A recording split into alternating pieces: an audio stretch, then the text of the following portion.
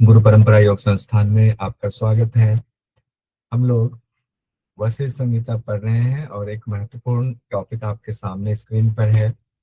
नारियों के बारे में अद्भुत व्याख्या की गई है वशिष्ठ संहिता में, और इस तरीके से की गई है प्लेसिंग, इस तरीके से स्थान बताए गए हैं जिससे कि एक एक चीज आपको समझ में आएगा कि इस नारी का कहाँ पर स्थान है। बाकी जगहों पर, बाकी ग्रंथों में इस तरीके की चर्चा नहीं आई हुई है। सबसे पहले सुषुम्ना के बारे में है, हम लोग देख लेते हैं। 14 मुख्य नाड़ियों की चर्चा वो भी देख लेंगे, प्लेसिंग भी हम लोग देखेंगे और सीक्वेंसिंग भी देखेंगे। सुषुम्ना किसको कहते हैं, सबसे पहले ये बताया जा रहा है। वशिष्ठ मुनि अपने पुत्र शक्ति जी से कहते हैं, कंड स्थान के मध्य में स्थित नारी को सुषुम्ना कहते हैं। कंड स्थान के मध्य में स्थित नारी को सुषुम्ना कहते हैं। नारी रूपी इस चक्र के चारों ओर सब नारियां स्थित हैं। अब एक चीज ध्यान दीजिए, इसको कहा गया नारी रूपी इस चक्र, नारी रूपी करके कहा गया है।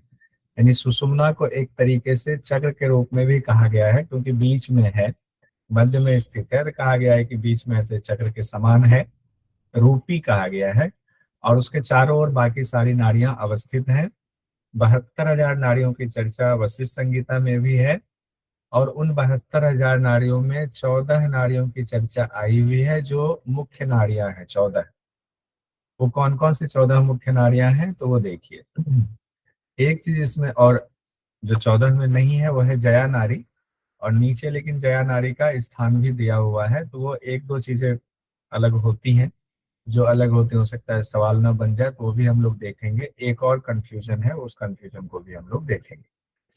सुषुम्ना, इरा, पिंगला, सरस्वती, चार तो आसानी से याद रहेगा सभी लोगों को। सुषुम्ना, इरा, पिंगला और सरस्वती। उसके बाद हमें 10 और याद करना है। कुहू, वरुणा, यशस्विनी। कुहू, वरुणा, यशस्विनी। पूषा, पयस्विनी, संखिनी। पूषा, पयस्विनी, संखिनी। गांधारी, हस्तजिह्वा और विश्वोदरी। गांधारी, हस्तजिह्वा, विश्वोदरी। और लास्ट में है अलम्बुसा, लास्ट में अलम्बुसा नारी। तो याद करने के लिए थोड़ी मेहनत करनी पड़ेगी, थोड़ा लिखना पड़ेगा, थोड़ा बार बार बोलना पड़ेगा और स्मरण करना पड़ेगा, तो हो जाएगा। सुषुम्ना, इड़ा, पिंगला, सरस्वती 4 हो गए। कुहू, वरुणा, यशस्विनी, पूषा 8 हो गए। पयस्विनी, संखनी, गांधारी, हस्तजीवा 12 हो गए। विश्वोदरी और अलम्बुसा, ये 14 मुख्य नारियां बताई गई। फिर सुषुम्ना का महत्व, सुषुम्ना की स्थिति और विशेष बात कहने के बाद सभी नारियों की स्थिति की चर्चा, उसकी प्लेसिंग के बारे में बताया गया है। सुषुम्ना का महत्व जैसा हम लोग जानते हैं कि सबसे उत्तम है, क्योंकि यह मुक्ति का मार्ग है, क्योंकि राजपथ है, क्योंकि उसी में वायु प्रवाहित होती है और हमें मुक्ति मिलती है। तो सुषुम्ना को कहा गया मुक्ति का मार्ग है, सबको धारण करने वाली ये सुषुम्ना नारी है। सुषुम्ना की स्थिति, यह पीठ के मध्य में स्थित अस्थियों के यानी हड्डियों के साथ मूर्धा तक विद्यमान है। पीठ के मध्य से कहा गया है, मतलब बीच में कहा गया, ठीक बीचों बीच रीढ़ की हड्डी होती है, उसमें उसका स्थान मूर्धा तक बताया गया है। विशेष बात में फिर कहा गया है सुषुम्ना सूक्ष्म होने से अव्यक्त है। अगर कोई चाहे कि रीढ़ की हड्डी को काट करके सुषुम्ना को ढूंढे तो वो नहीं मिलने वाली है, क्योंकि वो सूक्ष्म है, और सूक्ष्म होने की वजह से अव्यक्त है। अव्यक्त का मतलब कि वो व्यक्त ऐसे फिजिकल रूप में जनरली व्यक्त नहीं है। विशेष प्रयास से ही उसको जागृत किया जाता है, जब उस कुंडलिनी को, तब जाकर के आपको सुषुम्ना का एहसास होता है, तब वो मुक्ति का मार्ग बनता है। एक बात और है, सुषुम्ना को वैष्णवी नारी भी कहा जाता है, जो कि एग्जाम के लिए महत्वपूर्ण हो जाता है। कौन सी नारी? वैष्णवी नारी। तो ये स्पेशल डायरी में नोट कर लीजिए। वैष्णवी नारी के नाम से कौन सी नारी जानी जाती है? सुषुम्ना नारी। और सुषुम्ना को अव्यक्त भी कहा गया है, ये भी स्पेशल डायरी में नोट कीजिए। अव्यक्त शब्द भी सुषुम्ना के लिए इस्तेमाल किया गया है, महत्ता बताने के लिए। और इड़ा, पिंगला के बारे में फिर कहा गया है। इड़ा जो है वो चंद्र तत्व है, ये तो हम लोग जानते हैं। पिंगला सूर्य तत्व है, इसीलिए कहते हैं इड़ा मतलब चंद्रमा और पिंगला मतलब सूर्य, यानी कि लेफ्ट वाले को चंद्रमा का द्योतक और राइट वाले को सूर्य का द्योतक माना जाता है। फिर है इड़ा के लिए तामस शब्द का इस्तेमाल किया गया, पिंगला के लिए राजस शब्द का इस्तेमाल। यहाँ से भी क्वेश्चन कभी भी आ सकता है। पिंगला जो कि सूर्य का प्रतीक है, तो सूर्य से क्या होता है इसे याद रख लीजिएगा, जब सूर्योदय होता है, प्रकाश होता है, उसमें गर्मी होती है, तो हम लोग सो करके उठते हैं और अपने अपने कार्य में लग जाते हैं, रजोगुनी प्रवृत्ति होती है। और यह चंद्रमा है, जब सूर्यास्त होता है, चंद्रमा का उदय होता है, तो फिर हम लोग स्थिरता को प्राप्त होते हैं, फिर हम लोग जो है आराम से सो जाते हैं। तामस गुण हो गया, तो तामस जो है डोमिनेट करता है, तो इसलिए इरा को तामस कहा गया है। और इरा पिंगला मिलाकर के कहा गया दिन और रात का नियामक है, यानी दिन रात इससे जुड़ा हुआ है। अब यहाँ पर ये भी बहुत इंपॉर्टेंट है, इसको भी स्पेशल डायरी में नोट कीजिएगा। भोक्त्री सुषुम्ना कालस्य गुह्यम उदाहृतम। भोक्त्री सुषुम्ना कालस्य गुह्यम उदाहृतम। गुप्त बात यह है कि सुषुम्ना काल का भक्षण करने वाली है। किसका भक्षण करने वाली है? काल का भक्षण करने वाली है। भोक्त्री है कालस्य, काल का भक्षण। तो एग्जाम में आ जाए तो वैष्णवी नारी, एक काल का भक्षण करने वाली कौन सी नारी है? तो सुषुम्ना को कहा गया है काल का भक्षण करने वाली नारी। अब आते हैं हम लोग, जो सबसे बड़ी बात हो रही थी, प्लेसिंग की चर्चा बाकी ग्रंथों में नहीं है, यहाँ है, तो हमने इसको एक ग्राफिक्स पर बनाने की कोशिश की हुई है। तो इसमें इस तरीके से कहा गया है कि सबसे बीच में सुषुम्ना है, सुषुम्ना के बाईं तरफ, बाईं ओर इरा है और दाहिनी ओर पिंगला है। तो ये यहाँ तक तो तीन चीजें हम लोग जानते हैं आसानी से, तो इसमें दिक्कत नहीं होती है। सुषुम्ना के बाईं तरफ इरा, दाहिनी तरफ सुषुम्ना है, सुषुम्ना सॉरी पिंगला है। तो इरा पिंगला सुषुम्ना हो गया। अब उसके बाद प्लेसिंग बताई जा रही है। अब जो प्लेसिंग हो रही है, एक और चीज कहा गया लास्ट में, हालांकि है ये 14वें नंबर पर, अलम्बुसा के बारे में कहा गया कंद मध्य के नीचे है। कंद मध्य, कंद का मध्य है, उसके नीचे में अलम्बुसा नारी कही गई है। लेकिन देखिए उसके बाद हम लोग आते हैं 3 के बाद चौथे पर, अगर हम लोग आए तो सरस्वती की का नंबर आता है। लेकिन एक चीज और ध्यान दीजिएगा, प्लेसिंग और ये जो आपका ये नंबरिंग है, क्रम है, क्रम हम लोग ये वाला याद रखेंगे, ये क्रम याद रखेंगे। और जो प्लेसिंग है यानी स्थान के संदर्भ में हम लोग बस देख रहे हैं, इसको इसको स्थान के संदर्भ में ही याद रखें। प्लेसिंग के संदर्भ में ऊपर वाला, क्रम के संदर्भ में ऊपर वाला ही याद रखेंगे। सरस्वती कुहू दोनों बगल में है, तो सरस्वती कुहू, तो मान लीजिए एक लेफ्ट है एक राइट है, और उसके बगल में हो गया सुषुम्ना के बगल में सरस्वती और दूसरे बगल में कुहू। इसीलिए हमने नंबरिंग इस तरह से किया हुआ है कि सरस्वती और कुहू सुषुम्ना के बगल में है, अगल बगल दोनों। गांधारी और हस्तजिह्वा के बारे में, गांधारी हस्तजिह्वा इड़ा के आगे पीछे है, तो इड़ा के आगे पीछे कौन हो गया? गांधारी और हस्तजिह्वा। इड़ा के एक तरफ हमने गांधारी रख दिया, दूसरी तरफ हस्तजिह्वा रख दिया हुआ है। यहाँ तक भी हो गया 7। अब 8 और 9 में आते हैं। 8 9 को ऐसे ही कहा गया है, पूषा और यशस्विनी 8वें 9वें को कहा गया है कि ये इरा और ये पिंगला के आगे पीछे है। जैसे इरा के आगे पीछे गांधारी हस्तजिह्वा है, वैसे पिंगला के आगे पीछे पूषा और यशस्विनी है। पूषा यशस्विनी पिंगला के आगे पीछे है। 10 हो गया। कुहू और हस्तजिह्वा के बीच में विश्वोदरी है। 11वें नंबर पर आते हैं, वरुणा में कहा गया यशस्विनी कुहू के मध्य में वरुणा है। अब देखिए कुहू का स्थान हो चुका है, यशस्विनी का हो चुका है, तो उसके बीच में कहा गया है वरुणा नारी है, जिसको स्थापित कर दिया गया है, उससे संदर्भित करते हुए दूसरी नारियों की चर्चा हो रही है। उसके बाद हम आते हैं 12वें नंबर पर पयस्विनी। तो पयस्विनी को फिर क्या कहा जाएगा? फोटो देखकर लग ही रहा है, सरस्वती और पूषा के बीच में। सरस्वती पूषा के बीच में कौन है? पयस्विनी है। 13वें नंबर पर आएंगे तो ये वैसे ही हो गया, सरस्वती और गांधारी के बीच में शंखिनी है। सरस्वती और गांधारी के बीच में शंखिनी नारी है। और लास्ट में अगर अलम्बुसा की बात आए तो कंद से सभी नारियां निकलती हैं, तो कहा गया कंद के नीचे जो है वो अलम्बुसा नारी है। इस तरीके से बताया गया। अब देख करके आपको बहुत भारी भरकम लगेगा, लेकिन ऐसा नहीं है। अगर आपको नारियों के नाम याद हैं तो आप आसानी से याद लगा सकते हो, आसानी से आप कर सकते हो। पहले सुषुम्ना, फिर इरा पिंगला बगल में, फिर उसके आगे पीछे सरस्वती और कुहू है, फिर इरा के दोनों तरफ कहा गया गांधारी हस्तजिह्वा है, पिंगला के दोनों तरफ पूषा यशस्विनी है। इतना हो गया। अब बीच बीच में, सबके बीच में इसमें एक एक नारी कही गई है, जैसे कि यशस्विनी कुहू के बीच में वरुणा हो गया, और इधर कहा गया आपका कुहू हस्तजिह्वा के, कुहू और हस्तजिह्वा के मध्य में एक ये छूट गया था, विश्वोदरी है। कुहू और हस्तजिह्वा के बीच में विश्वोदरी है। और ऐसे ही कहा गया सरस्वती गांधारी के बीच में शंखिनी है, और इधर पूषा सरस्वती के बीच में पयस्विनी है।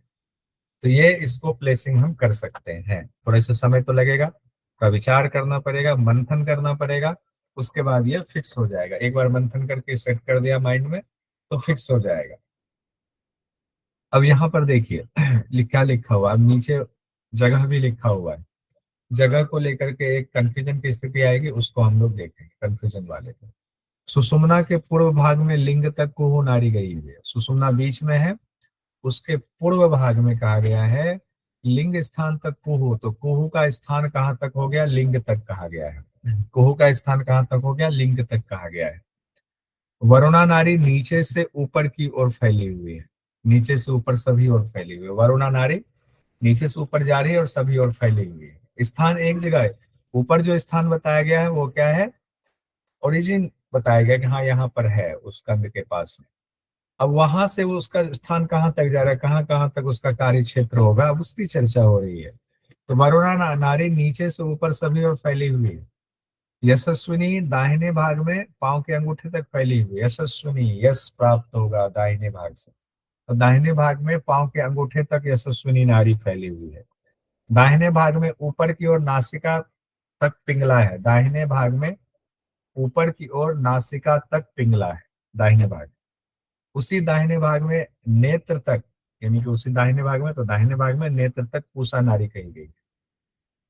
पिंगला तो दाहिना है ही, तो पिंगला के साथ में पूसा नारी भी कही गई है, लेकिन नेत्र तक कही गई। पिंगला हो गया नासिका, पूसा हो गया नेत्र तक। अब उसी दाहिने भाग में नेत्र के बाद कान आ जाइए। नाक हो गया, आंख हो गया, कान में कहा गया है पयस्विनी है उसी तरफ में। और सरस्वती के लिए जिह्वा कहा गया है, जिह्वा में है सरस्वती। चलिए और बाकी नारियों को भी देख लेते हैं। ऊपर की ओर बाएं कान तक शंखिनी नारी कही गई है। अब शंखिनी का स्थान कान तक कहा गया, जनरली हम लोग नीचे की तरफ चले जाते हैं। शंखिनी का स्थान कहा गया है बाएं कान तक। दाहिने कान की चर्चा तो हो गई थी, दाहिने कान में कहा गया पयस्विनी, अब बाएं कान में शंखिनी है, बाएं कान में शंखिनी है। इरा के पीछे से जाने वाली गांधारी है, गांधारी बाएं आंख तक जाती है। तो अब यहाँ कान हो गया शंखिनी, फिर गांधारी बाएं आंख तक आएगी, और फिर हम लोग इरा का तो जानते ही हैं बाई नासिका है, बाई नासिका तक इरा है और दाएं भाग तक पिंगला है। तो ये इसमें तो दिक्कत नहीं होगी। एक और बात जो कही गई जो कंफ्यूजन वाली है, बाएं भाग में, लेफ्ट में, लेफ्ट भाग में जया और पूषा है, जो कि कंट्राडिक्टरी है, जो कि विरोधाभासी बातें कही गई हैं। एक तो जया शब्द 14 नारियों में नहीं आया हुआ, फिर भी यहाँ पर नाम, चलिए मान लिया जाए नाम। लेकिन पूसा तो आया हुआ है, पूसा को बाएं भाग में भी कह दिया गया है, जबकि पूसा ऊपर दाहिने भाग में नेत्र तक कहा गया है। पूसा दाहिने भाग में नेत्र तक कहा गया है, और यहाँ पर फिर से पूसा को कहा गया है बाएं भाग में। इसका अर्थ क्या लगाया जाए, हो सकता है मतलब एक अनुमान लगा सकते हैं, अर्थ तो पूरी तरह नहीं, अनुमान, कि पूसा दाहिने में नेत्र तक तो है, हो सकता है कि बाएं भाग में भी हो उसका स्थान, हो सकता है। लेकिन हमें ये बात कंफर्म तो है नहीं, मंत्र में नहीं है, तो हम यहाँ नोट में लिखते हैं। एक बार ऊपर पूसा को दाएं नेत्र में कहा गया है, वहीं बाद में पूसा को बाएं भाग में कहा गया, बाद में बाएं भाग में कहा गया। तो क्या ये मान लिया जाए पूसा जो है दाएं भाग बाएं भाग दोनों तरफ नेत्र में है, तो ये भी अर्थ निकाला जा सकता है, निकाला जा सकता है, क्योंकि नीचे लिखा है, लेकिन स्पष्ट रूप से नहीं। कंफ्यूजन भी है, और व्याख्याकार इसके अलग अलग तरीके से व्याख्या भी करते हैं। बाएं भाग के अंगूठे के अंत तक हस्तजीविका है। बाएं भाग में अंगूठे तक हस्तजीविका, तो इसको ऐसे भी बना सकते हैं। दाहिने भाग में अंगूठे तक कौन सी नारी गई थी, बाएं भाग में अंगूठे तक कौन सी नारी जा रही है, बाएं भाग में हस्तजीविका, और दाएं भाग में कहा गया है अंगूठे तक यश, यशस्विनी जा रही है। बहुत सुंदर, यशस्विनी जा रही है। बाएं भाग में फैली हुई विश्वोदरी है, विश्वोदरी बाएं भाग में फैली हुई है, और गुदामूल से नीचे बाएं भाग में, गुदामूल से नीचे बाएं भाग में अलम्बुसा है। तो आसान नहीं है, थोड़ा सा मुश्किल है ये स्थान को याद करना। वशिष्ठ संहिता में थोड़ा उलझा हुआ है, लेकिन अगर आप ठान लें, और मैं जैसे कहता हूँ दोस्ती कर लेंगे, तो दोस्त तो कितना भी उलझा हुआ है, कोई इंसान कितना भी उलझा हुआ हो, अपने दोस्त के लिए वो सुलझा हुआ होता है। और दोस्त कौन होता है, जिसके साथ आप समय ज्यादा बिताते हो। तो जहाँ लगे ज्यादा उलझा हुआ, उनके साथ ज्यादा समय बिताइए। ज्यादा समय कैसे बिताएंगे, इसको लेके बैठे तो नहीं रहेंगे, इसको पढ़ेंगे, नोट्स बनाएंगे, मनन करेंगे, दीवार पे चिपका भी देंगे, और बार बार दोस्त से 2-4 दिन में 5 दिन में मिलते रहेंगे, पक्का हो जाएगा। अब ये जो नारियां हैं इन मुख्य नारियां जो 14 बताई गई है, उन 14 मुख्य नारियों से बाकी नारियां निकल रही हैं, शाखाएं निकल रही हैं। कैसे शाखाएं निकल रही हैं? तो पीपल के पत्ते की तरह। जैसे पीपल का पत्ता देखे हमने लगाया हुआ है, अगर इसको थोड़ा सा बड़ा कर दे पीपल के पत्ते को, तो देखिए कैसे इसमें लग रहा है जैसे बहुत सी सारी नाड़ियां, पहले मेन वाला है, फिर मेन से जो है थोड़ी सी पतली निकली हुई है, फिर उससे और पतली, उसमें जाकर के और पतली निकली हुई, पतली पतली पतली, उसका अंत ही नहीं लग रहा। तो पीपल के पत्ते के समान नाड़ियों का जाल फैला हुआ है, मोटी नाड़ी से छोटी नाड़ी, उससे और पतली, उससे और पतली, इस तरह से नाड़ियां हमारे शरीर में फैली हुई हैं। और इन नाड़ियों में हो क्या रहा है? तो वायु का संचार हो रहा है, वायु का प्रवाह हो रहा है इन नाड़ियों में। तो अब जब वायु का प्रवाह हो रहा है, नाड़ी के बाद वायु की बात आई हुई, तो कितनी वायु की चर्चा हो रही है? तो 10 वायु की चर्चा हर जगह हमें देखने को मिलता है। हम लोग वशिष्ठ संहिता में कौन सा अध्याय या कौन सा उपदेश पढ़ रहे हैं, कोई बता देंगे? सर द्वितीय। द्वितीय पढ़ रहे हैं। द्वितीय में मुख्य रूप से नारी और वायु की चर्चा क्यों हो रही है? कौन सा अभ्यास बताने जा रहे हैं वशिष्ठ मुनि की नारी और वायु की चर्चा हो रही है? वैसे तत्व ज्ञान बोल नाड़ी सकते हैं क्या शोधन इसको? नारी शोधन, नाड़ी हमने शुद्धि। पढ़ा था ना नारी हाँ, नाड़ी शोधन। शोधन। द्वितीय में नारी शोधन है।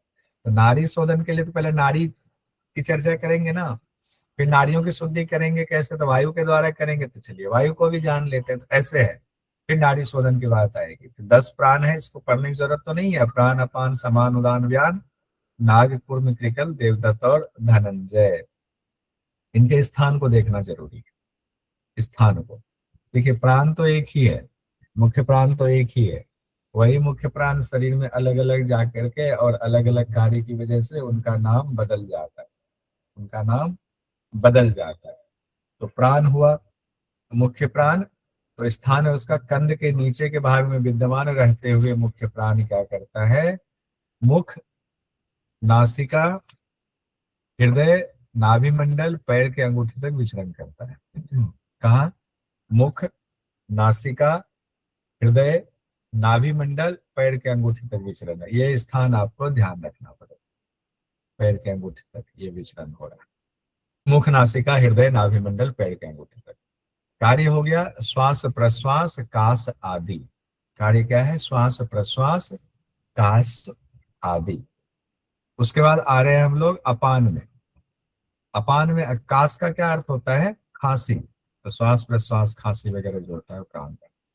फिर आते हैं अपान में। अपान में कहा गया है स्थान मेढ, गुदा, उरु, वृषण, जानु, जंघा, उदर, कटी, नाभिमूल। मेढ मतलब हो गया जेनेटिक ऑर्गन, गुदा हो गया एनस, उरु हो गया पिंडली जिसको काफ मसल्स कहते हैं, वृषण हो गया अंडकोश, जानू हो गया घुटना नी, जंघा हो गया हमारा थाई, पेट हो गया, फिर कटी कमर हो गया, और नाभि मूल में स्थित है। नाभि मूल कहा गया, ध्यान दीजिए, जड़ में, नाभि के जड़ में भी अपान स्थित है। तो नाभि में जो भी वायु हम अगर मान के चले तो उसका मूल भी तो होगा। तो नाभि के मूल में कहा गया है वशिष्ठ संहिता में अपान वायु। तो ये ध्यान रखें। और अपान चूंकि यहाँ पर ज्यादातर आप देख रहे हैं नीचे वाला भाग, मेढ और गुदा वाला तो है ही, मेढ गुदा गुदा है और ये वृषण भी है। तो ये क्या होगा? मलमूत्र आदि विसर्जन का कार्य होगा। जहां पर है वहां से संबंधित, जहां पर आपकी ड्यूटी लगेगी उससे संबंधित कार्य करने पड़ेंगे। वैसे ही इन 10 प्राण के लिए है। व्यान के बारे में कहा गया स्थान कहाँ है? व्यान का स्थान देखिए, ये सब तो इमेजिन करेंगे तब भी होगा। अभी इमेजिन भी करा दूंगा, आंख बंद करा करके अपने शरीर में महसूस करेंगे तो हो जाएगा, अभी करा लेंगे। कान और नेत्रों के मध्य में, कान में नेत्रों के मध्य में, ग्रीवा अस्थि में, ग्रीवा अस्थि गर्दन के अस्थियों में, दोनों गुल्फ में भी कहा गया, दोनों गुल्फ यानी एड़ी में कहा गया, नाक में कहा गया है, फिर ग्रीवा में भी, ग्रीवा अस्थि अलग से है, फिर ग्रीवा भी कहा गया, पूरे गर्दन मान लेते हैं। आंख में भी कहा गया है, आंख में, नेत्रों के मध्य तो कहा गया, अलग से फिर नेत्र में भी कहा गया है। तो एक ही साथ लिख देते, ठीक था, कोई बात नहीं, अलग अलग हो गया। व्यान का कार्य कहा गया है छोड़ना लेना चेष्टा आदि कर्म। हम छोड़ते हैं, लेते हैं, अब श्वास भी छोड़ रहे हैं, ले रहे हैं। यहाँ श्वास प्रश्वास ऑलरेडी प्राण के लिए, अब यहाँ भी कहा गया छोड़ना लेना चेष्टा आदि काम। किसी चीज को करने की जो हमारी चेष्टा होती है उसको भी कहा गया। एक बार पढ़ लेते हैं, फिर उसके बाद इमेजिनेशन करेंगे। सभी संधियों में और हाथ पैर में, सभी संधियों में, ज्वाइंट्स में कौन है? उदान है, उदान ज्वाइंट्स में शरीर का उत्थान होता है, शरीर बढ़ता है। शरीर का उत्थान मतलब शरीर में जो वृद्धि होती है वो उदान के लिए। लेकिन इसका अर्थ अगर दूसरे आध्यात्मिक संदर्भ में लगाएंगे तो उदान प्राण ऊपर उठाता है, ऊपर ऊर्ध्वगामी होता है। उदान ऊर्ध्वगामी होता है। तो शरीर का उत्थान, जैसे प्राणायाम के दौरान शरीर ऊपर उठता है, तो उससे संदर्भ में, या योगी जब प्राण साधना करते हैं और रुई के समान हल्का होकर तो ऊपर उठते हैं, तो उस संदर्भ में भी उदान की चर्चा आती है। लेकिन यहाँ पर शरीर का उत्थान कहा गया है, इस संदर्भ में देखेंगे। फिर समान है, समान कहा गया संपूर्ण शरीर में है, संपूर्ण शरीर में। अन्य रसों को अग्नि के साथ सभी अंगों में पहुंचाने का कार्य समान का है, शरीर का पोषण करता है, ये समान के लिए कहा गया। अब एक बार आंखें बंद कर लीजिए, सब लोग इससे मेडिटेशन वाले स्थिति में बैठे हैं, हम लोग इसी को मेडिटेट कर लेते हैं। आंखें बंद करके पूरा मेडिटेट कर लीजिए। एक दो लंबी गहरी सांस लीजिए।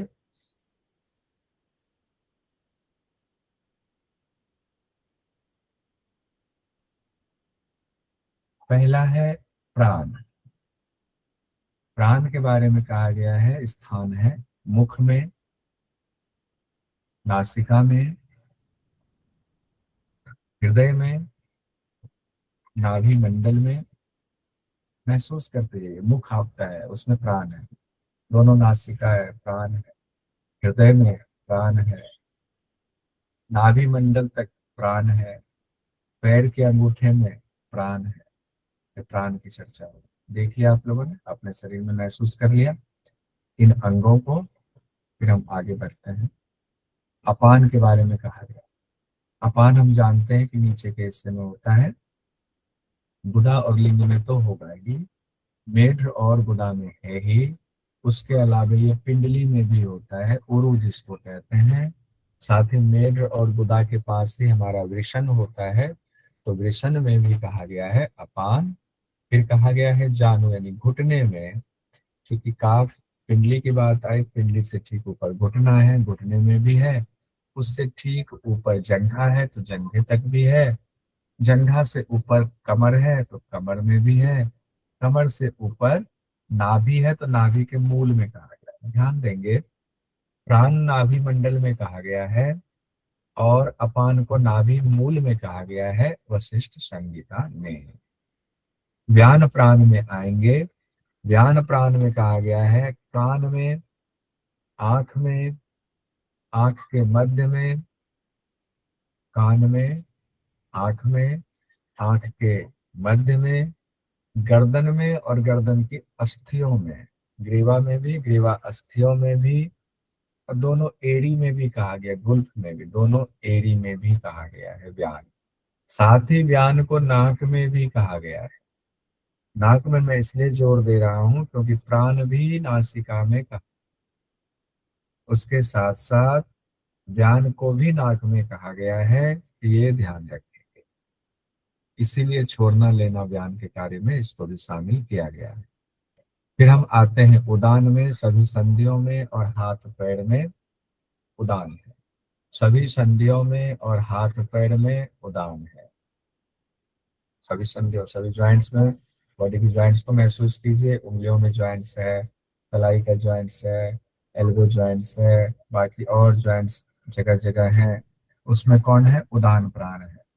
हाथ और पैर में भी है उदान प्राण। उसके बाद समान आएंगे। समान कहा गया संपूर्ण शरीर में समान प्राण है, और समान प्राण का कार्य कहा गया है अन्य के रसों को अग्नि के साथ संयोग करा करके पूरे शरीर में पहुंचाने का कार्य, यानी शरीर के पोषण का कार्य करता है। कार्य में देखें तो प्राण में कहा गया है श्वास प्रश्वास, कास आदि। अपान का हम लोग पहले जानते हैं, मलमूत्र विसर्जन में अपान की क्रिया होती है। व्यान को कहा गया क्योंकि व्यान नासिका से भी संबंधित है, तो छोड़ना लेना है, क्योंकि कान और नेत्र में भी है, ग्रीवा में भी है, तो चेष्टा से भी इसको जोड़ा गया है। जो भी हम चेष्टा करते हैं वो भी व्यान में। उदान कहा गया सभी संधियों में है, हाथ पैर में, तो शरीर का उत्थान होता है। समान कहा गया है, शरीर का पोषण होता है, समान का। अब धीरे धीरे आंख खोल लीजिए। आइए आगे बढ़ते हैं। 72,000 नाड़ियों में गति करते हुए एकमात्र समान वायु पूर्ण शरीर में व्याप्त होकर स्थित है। तो 72,000 नाड़ियों जब पूरे शरीर में ही है तो 72,000 नाड़ियों में भी रहेगा। कौन सा? तो एकमात्र समान वायु की चर्चा हो रही है, समान वायु। आइए क्वेश्चन देखिए, एक बार ये आया हुआ है, वशिष्ठ संहिता के अनुसार शरीर में अपान वायु के स्थान है। शरीर में अपान वायु के स्थान है। अपान अभी हम लोगों ने पढ़ा हुआ है, जानु, जंघा, पांव का अंगूठा, नाभि मूल, कंठ। आइए अपान का देखते हैं कहाँ कहाँ कहा गया है। जानु आएगा क्या? जानु, जंघा आएगा, नाभि मूल आएगा, ठीक है। मेरे हिसाब से एबीडी, आप लोगों के हिसाब से भी एबीडी है? ठीक, सभी लोग मैसेज में ABD, ठीक है, मान लिया। पहला वाला उत्तर सही होगा। आइए आगे बढ़ते हैं।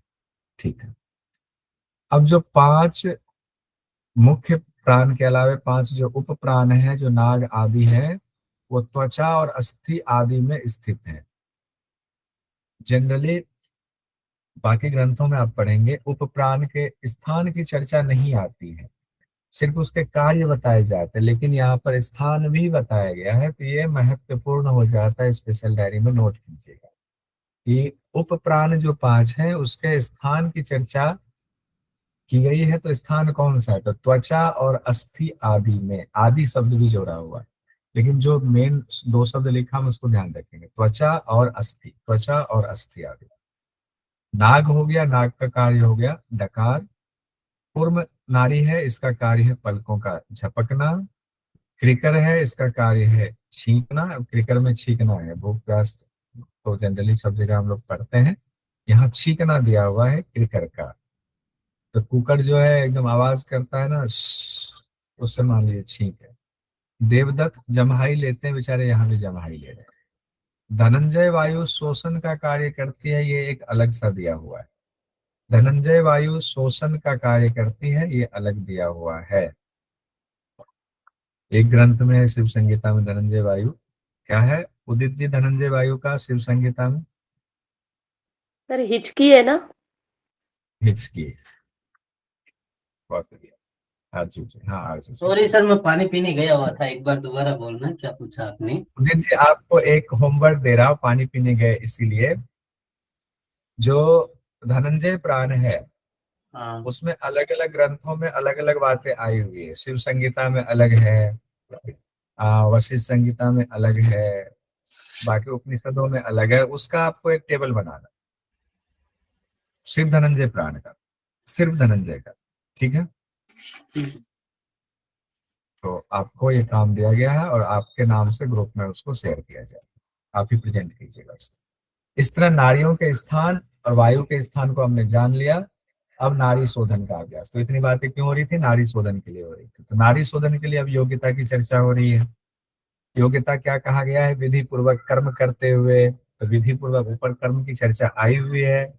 सभी कामनाओं से रहित होकर के, सभी डिजायर लेस होकर के, डिजायर खत्म, यम नियम आदि गुणों का पालन करते हुए, सभी संगों को छोड़ करके, सभी संगी साथी सबको छोड़ करके, उसके बाद कहा गया कि ऐसे स्थान में रहना है जो पवित्र स्थान हो, रमणीय स्थान हो, नदी के किनारे हो या देवालय के पास हो, सुरक्षित हो। उस स्थान पर सुंदर मठ का निर्माण कीजिए। चलिए मठ निर्माण किया, वहां पर फल मूल जल आदि से युक्त होना चाहिए, तपोवन जैसा होना चाहिए। फल की भी व्यवस्था हो, मूल रूट की व्यवस्था हो, जल की व्यवस्था हो, ऐसा तपोवन सी जगह हो वो। वहां पर उस रमणीय स्थान में सुरक्षित सुंदर मठ का निर्माण करके वहां पर रहना है। तो स्थान हो गया आपका अब तैयारी कैसे, उस स्थान में पहुंच गए, सुंदर मठ बना लिया।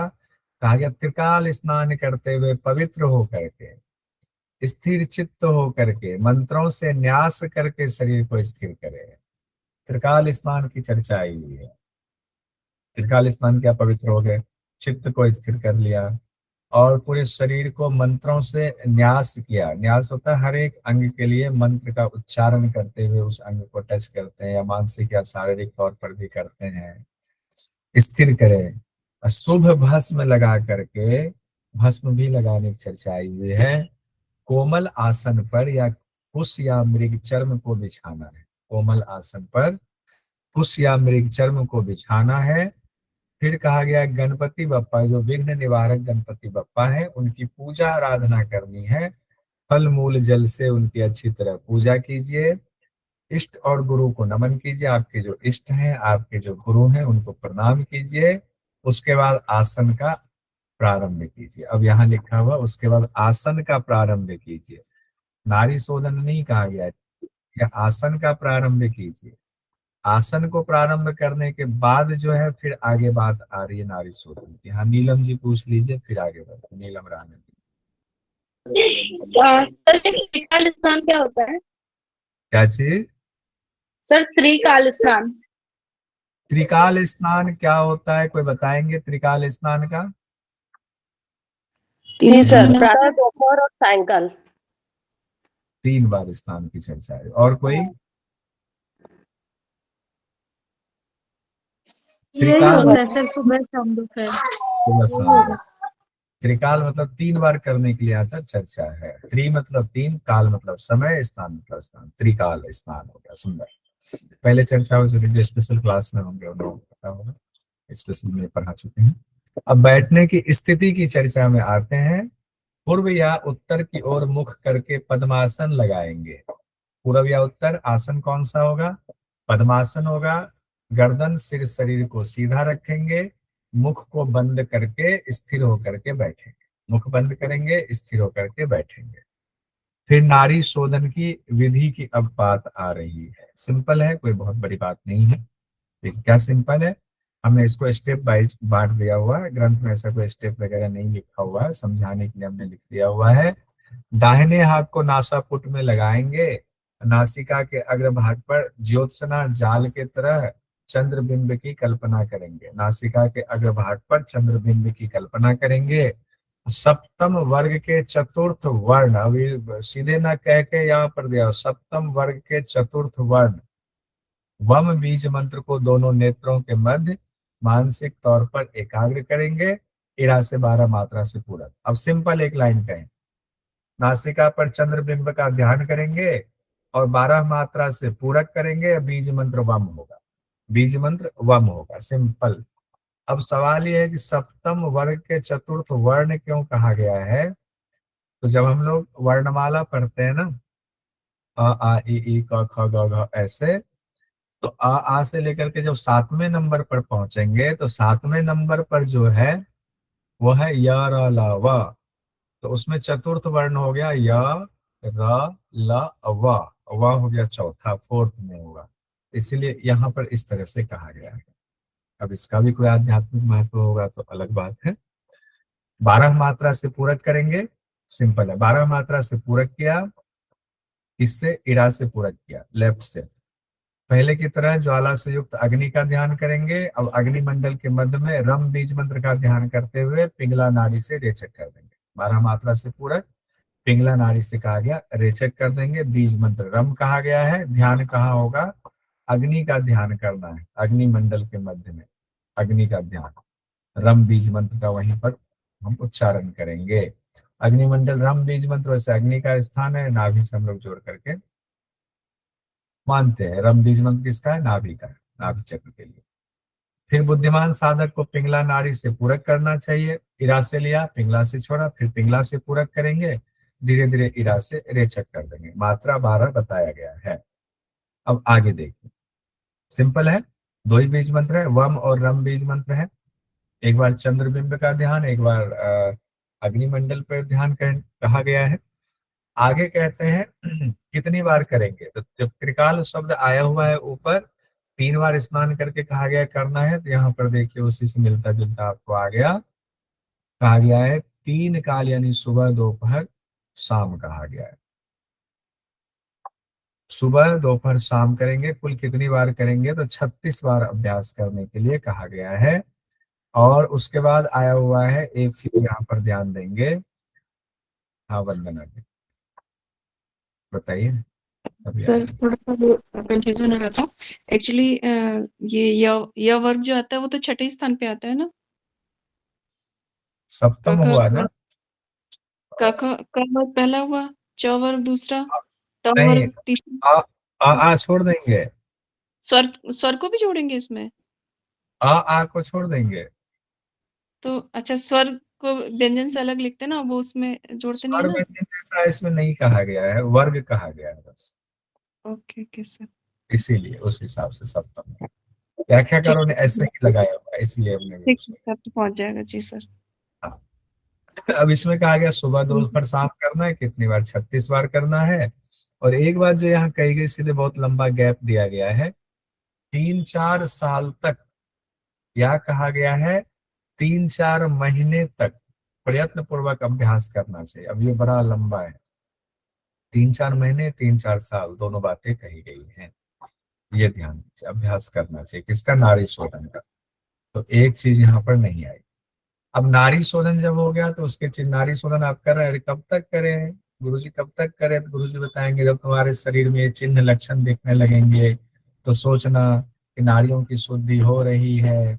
जैसे शरीर में लघुता आएगी, शरीर हल्का होगा, शरीर में दीप्ति आएगी, प्रकाशवान होगा शरीर, जठराग्नि विवर्धनम होगा, जठराग्नि बढ़ेगी, नादाभिव्यक्ति होगा, नादों की अनुभूति होगी, नाद सुनाई देने लगेंगे। कहा गया ये तुम्हें ये सारी चीजें अनुभव होने लगेंगे। जब तक ये अनुभव ना हो ये चारों चीजें, तब तक निरंतर अभ्यास करते रहेंगे। हठ प्रदीपिका में नारी शुद्धि के लक्षण देखा था, तो वहां कितने लक्षण थे हठ प्रदीपिका में, कोई बताएंगे नारी शुद्धि कितने लक्षण पर? 6 सर 6। 6 लक्षण थे। हठ सिद्धि के 8 लक्षण थे, ठीक है। नारी शुद्धि के लक्षण, हठ सिद्धि के लक्षण, तो वहां 6 था, यहाँ पर 4 है। इसका कंपैरिजन भी आप लोग बना सकते हैं, स्पेशल डायरी में लिख लीजिए।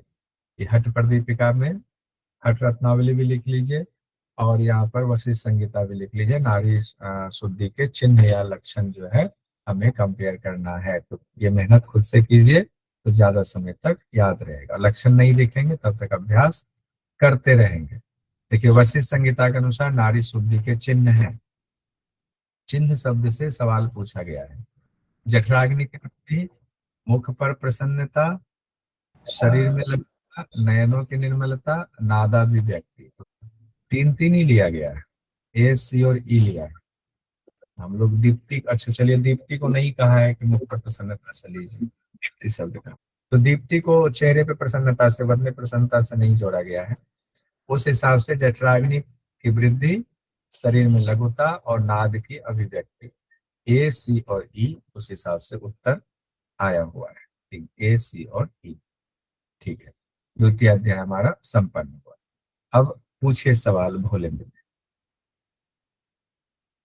सर ये दीप्ति का अर्थ पूछ रहा था, दीप्ति का अर्थ यहाँ पे कांति से है या किस चीज से है, शारीरिक कांति से? अब क्वेश्चन के हिसाब से आता है, क्वेश्चन ठीक है। क्वेश्चन में क्या होता है कि ये है एमसीक्यू, एमसीक्यू का अपना एक रूल होता है, उस रूल के हिसाब से ये ठीक है। क्या ठीक है, इन्होंने दिया हुआ है ऑप्शन में 5, और नीचे जो आपको कूट दिया हुआ है वो 4 दिया, और चारों में 3-3 ही दिया हुआ है। जब 3-3 ही है तो मोस्ट अप्रोप्रिएट 3 लेने के लिए यहाँ पर आया हुआ है।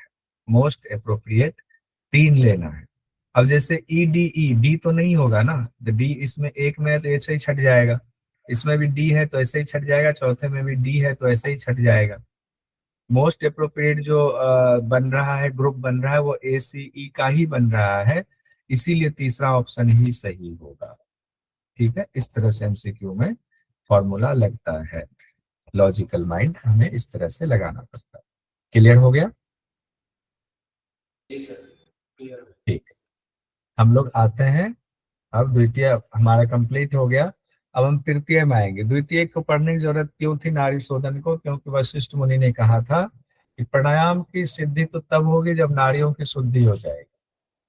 तो इसीलिए नारियों की शुद्धि से प्राणायाम से पहले नारियों की शुद्धि को किया। अब नारी शुद्धि कर लिया तो अब जो है प्रथम में क्या क्या था? यम नियम आसन। द्वितीय में क्या है?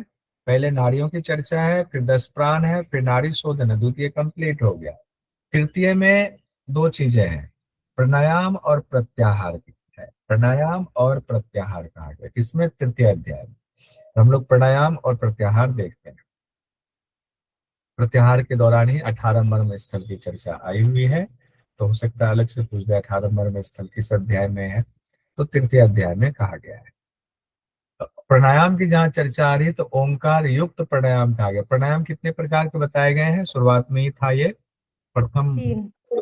इसमें, ठीक है, 3 प्रकार का। चलिए, ओंकार युक्त प्राणायाम हम लोग देखते हैं। ओंकार युक्त प्राणायाम की चर्चा आज किस हठ ग्रंथ में है? तो तुरंत देर मत कीजिएगा, वशिष्ठ संहिता में है। वशिष्ठ मुनि अपने पुत्र से कहते हैं, अब मैं प्रणवात्मक प्राणायाम का वर्णन करता हूँ। प्रणवात्मक प्राणायाम का वर्णन करता हूँ। प्राण और अपान का संयोग ही प्राणायाम है। प्राण और अपान का संयोग प्राणायाम है। रेचक, पूरक, कुंभक, इन तीनों से प्राणायाम बनता है। ये 3 अक्षर से युक्त है और वो 3 अक्षर क्या है? ओंकार है। तो कितनी बातें कही गई? प्राण अपान का संयोग, रेचक, पूरक, कुंभक कहा गया, तीनों से प्राणायाम बनता है। और 3 अक्षर अ, उ और म, इसका भी संयोग है, यानी ओंकार कहा गया। 3 अक्षरों से युक्त है ये प्राणायाम। कौन से 3 अक्षर से?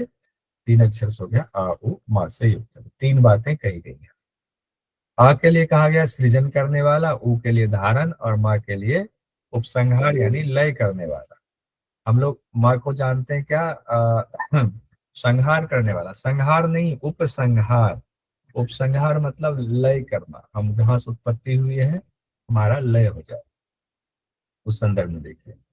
अब हम लोग इस टेबल के जरिए देखते हैं प्राणायाम, जो प्रणवात्मक प्राणायाम है, अ, उ और म, ये बहुत इंपॉर्टेंट है। इसमें इससे क्वेश्चन पूछा जाता है। स्वरूप दिया है, वर्ण दिया है, देवी दिया है, और देवी के अस्त्र भी दिए गए हैं। फिर नीचे देखेंगे। पहले अ, उ, म का देख लेते हैं। सृजन करने वाला, धारण करने वाला और उपसंहार यानी लय करने वाला कहा गया।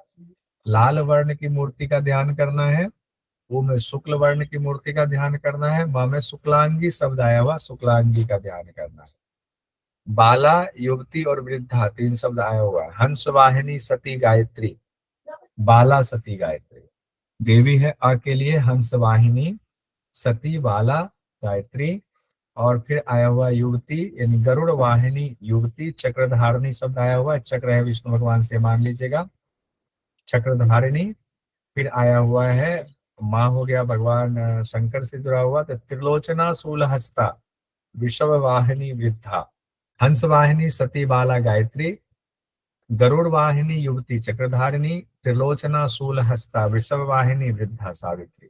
ये नाम याद रखना पड़ेगा। बाला, युवती, वृद्धा, अ, उ, म। एक के हाथ में दंड है, दूसरे के चक्र है, तीसरे के शूल कहा गया है। पहले तो हम इसको अच्छे से समझ लें। फिर सावित्री देवी के लिए 3 शब्द का इस्तेमाल किया गया है, सरस्वती, माहेश्वरी और पश्चिमा। सरस्वती, माहेश्वरी और पश्चिमा 3 शब्द का इस्तेमाल सावित्री देवी के लिए किया गया है। इन 3 अक्षरों के मूल कारण कौन है, कहाँ से निकले हैं? तो ब्रह्म से ही ये 3 अ, उ, म निकले हैं, यानी जो तीनों हम लोग बाला, युवती और वृद्धा देख रहे हैं वहीं से निकले हैं। इसी प्रणव को एक अक्षर प्रणव ज्योति कहते हैं। यानी तीनों जो है मिला करके प्रणव ज्योति। पहले तो उसकी व्याख्या कर दी गई, अब विधि बताई जा रही। 16 मात्रा से इरा नारी से अकार का स्मरण करते हुए पूरक करे। कितना से? 16 मात्रा से। कुंभक कहा गया है 64 मात्रा से उकार का स्मरण करते हुए कुंभक करेंगे। अब यहाँ अ, उ, म सिंपल कह दिया गया, लेकिन ऊपर जो है पूरा जो बताया गया वो पूरा ध्यान में रखना पड़ेगा। अकार से 16 मात्रा, 64 मात्रा उकार से, और फिर कहा गया है पूरी ये रेचक में 32 मात्रा से रेचक कर देंगे, मकार का ध्यान करते। एक बात जो यहाँ पर कहा गया है, इसमें देखिए 64 मात्रा से भले ही कह दिया गया है कुंभक करेंगे, लेकिन कहा गया अथवा जब तक हो तब तक जप युक्त धारण करेंगे। मान लीजिए 64 तक हम धारण नहीं कर पा रहे हैं कुंभक, तो जितनी क्षमता है क्षमता अनुसार उतना धारण कर लीजिए, कोशिश के लिए धीरे धीरे 64 तक जाए, इसका ये अर्थ लगाया जाता है, क्योंकि कह दिया गया जब तक हो। अब एक चीज बताइए, नारी शोधन में कितनी मात्रा की बात आई थी? 142। नारी शोधन में अभी जो हम लोगों ने पढ़ा 12 12 मात्रा। वहां सिर्फ एक ही बार कहा गया है 12 लेना है, ठीक है। वहां सिर्फ 12 लेने के दौरान शब्द का इस्तेमाल आया है, उसके बाद इस्तेमाल नहीं आया है, ये ध्यान रखें। कैसे करते हैं हम लोग, क्या अभ्यास करते हैं, वो सब अलग चीज है, वो तो ठीक है। शास्त्रगत पढ़ते हैं तो हम थोड़ा सा हमें टू द पॉइंट पढ़ना पड़ता है, ये है। हाँ, व्याख्या अगर लेंगे किन्हीं की तो कहना पड़ेगा इनकी व्याख्या के मुताबिक ऐसे है, मुझे लगता है कैसे, आपकी भी अपनी व्याख्या हो सकती है, वो अलग बात है। फिर इसी तरीके से कहा गया है कि पूरक किया, कुंभक किया, रेचक किया। जहां से रेचक किया फिर तो पूरक करेंगे, तो पिंगला से फिर पूरक कीजिए 16 से। आकार स्वरूप का ध्यान कीजिए पूरक में, 64 मात्रा से धारण कीजिए यानी कुंभक कीजिए, उकार मूर्ति का स्मरण उस दौरान चले, और फिर मकार मूर्ति का ध्यान करते हुए इरा से छोड़ दें। अब यहाँ भी वो बात कही गई है कि धारण करने के दौरान जब कुंभक लगा रहे हैं तो कुंभक के दौरान कहा गया है कि जब तक हो सके तब तक कीजिए। 64 तो कहा गया है, लेकिन मान लीजिए नहीं हो पा रहा है 64, तो जब तक हो रहा है तब तक। एक और इम्पोर्टेंट है, प्रतिदिन कितना प्राणायाम करेंगे? कहा गया 16 प्राणायाम का अभ्यास करें, प्रतिदिन 16 प्राणायाम का अभ्यास करें, ये भी आया हुआ है। अब हम लोग प्राणायाम में है, इसमें प्राणायाम और प्रत्याहार दो चीजें हैं। तृतीय उपदेश में तृतीय पटल भी कह दीजिए या तृतीय अध्याय भी कह दीजिए वशिष्ठ संगीता। फल क्या होगा? जब 16, 64, 32 16 बार हमने प्राणायाम कर लिया, तब कहा गया 1 महीने में भ्रूण हत्या जैसे पाप से मुक्ति मिल जाती है। 1 महीने में प्राणायाम से पवित्र होने पर परम गति की प्राप्ति होती है, नरक से भी मुक्ति मिल जाती है। और संसार समुद्र में जो हम लोग डूबे हुए हैं ना, तो प्राणायाम ही तारक के समान है। 4 चीजें कही गई। हम लोगों ने नारी शोधन के चिन्ह 4 पढ़े हुए थे, किन्हीं को याद है नारी शोधन के 4 चिन्ह? तो बता दीजिए, तो इसको भी दोनों एक साथ याद हो जाए। शरीर में लघुता आती है, दीप्ति आती है, और जठराग्नि विवर्धनम, और नाद की अभिव्यक्ति होती है। बहुत सुंदर। चलिए, और कोई फटाफट हैंड रेज करके बता दीजिए, तो फटाफट। उदित जी ने चारों बता दिया, बहुत सुंदर। शरीर में लघुता, दीप्ति, जठराग्नि जठराग्नि प्रदीप्त होती है, और चौथा नाद की अभिव्यक्ति। बहुत सुंदर। वंदना जी बता दीजिए। जी सर, शरीर में लघुता आती है, दीप्ति मिलती है, जठराग्नि प्रदीप्त होती है और नाद अभिव्यक्ति होती है। बहुत बढ़िया। बीठिका जी बता दीजिए। शरीर में लघुता, दीप्ति, जठराग्नि बढ़ता है, और नादा भी। नादा भी। बहुत सुंदर। नीतू जी भी बता दीजिए। शरीर में लघुता, दीप्ति, जठराग्नि विवर्धम, नादा विभक्तिर, नादा विभक्तिर। नाद की अनुभूति होगी ना सर, इसका मतलब नाद की नादा अनुभूति। अभिव्यक्ति, देखिए इस शब्द को भी याद अगर हम करें बोल ले तो ठीक। नादाभिव्यक्ति, नाद की अभिव्यक्ति, नादाभिव्यक्ति, ठीक है। बहुत सुंदर, बढ़िया। सब लोगों के। हाँ, चंदना जी भी बता दीजिए। सर, शरीर में लघुता आती है, दीप्ति बढ़ती है, जठराग्नि का वर्धन होता है, और नादाभिव्यक्ति होती है। नादाभिव्यक्ति होती है। और भी किन्हीं का हैंड रेज था तो बता दीजिए। अब फल, प्राणायाम वाला फल बता दीजिए, देख के बता दीजिए प्राणायाम के फल को। वंदना जी बता दीजिए, वंदना जी का हैंड रेज। जी सर, 1 महीने में भ्रूण हत्या जैसे पाप से मुक्ति मिल जाती है, प्राणायाम से पवित्र होने पर परम गति की प्राप्ति होती है, नरक से भी मुक्ति मिल जाती है, और संसार सागर में डूबे हुए प्राणायाम के तारक है। ज्योति जी बता दीजिए। 1 महीने में भ्रूण हत्या जैसे पाप से मुक्ति, प्राणायाम से पवित्र होने पर परम गति की प्राप्ति, नरक से भी मुक्ति मिल जाएगी, और संसार समुद्र में डूबे हुए के लिए प्राणायाम ही तारक। बस लास्ट रोहिणी जी आप बता दीजिए, फिर सवाल देखते हैं। हाँ, 1 महीने में भ्रूण हत्या जैसे पाप से मुक्ति, परम गति की प्राप्ति, नरक से मुक्ति, संसार समुद्र में डूबे हुए के लिए तारक। तारक। अब देखिए क्वेश्चन एक 2020 जून में पूछा गया था, ये देखिए, वशिष्ठ संहिता के अनुसार कौन सा अभ्यास भ्रूण हत्या जैसे पाप से मुक्त कर सकता है? प्राणायाम, प्रत्याहार, ध्यान और समाधि। प्राणायाम, प्रत्याहार, ध्यान, समाधि है। प्राणायाम हो गया। अब ये छोटी छोटी चीजों पर ऐसे गौर करना पड़ेगा, तब जाकर के कंप्लीट हो जाएगा। पूरक, कुंभक, रेचक क्या है इसकी चर्चा की गई, जो हम लोग जानते हैं। तो यहाँ पर बहुत आराम से कह रहे हैं, पूरक बाहर की वायु से पेट को भरना, कुंभक भरे हुए पेट में वायु को रोकना, रेचक पेट से वायु को बाहर निकालना। ये बातें कही गई है, बहुत कॉमन सी बात है, हम लोग जानते ही हैं। प्राणायाम फिर 3 प्रकार का बताया गया, कनिष्ठ, मध्यम और उत्तम कहा गया। लीजिए अब यहाँ पर भोलेंद्र जी कहेंगे। यहाँ पर कहा गया कनिष्ठ प्रण में पसीना आता है, मध्यम में कहा गया कंपन होता है, उत्तम में कहेंगे शरीर ऊपर उठने लगता है। तो ये 3, कनिष्ठ, मध्यम और उत्तम, ये भी कहा गया है। आइए अब हम लोग यहीं तक आज रहने देते हैं, 8 बज गया हुआ है। तो इसको देख करके जब तक उत्तम प्राणायाम सिद्ध ना हो जाए तब तक कनिष्ठ और मध्यम का अभ्यास करते रहना चाहिए। उत्तम प्राणायाम सिद्ध होने से योगी सुखी होता है। ये आ गया, ये लाइन भी देख ही लेते हैं। देह के अंदर प्राण का लय होता है, जो प्राण वायु है उसका अंदर लय होता है।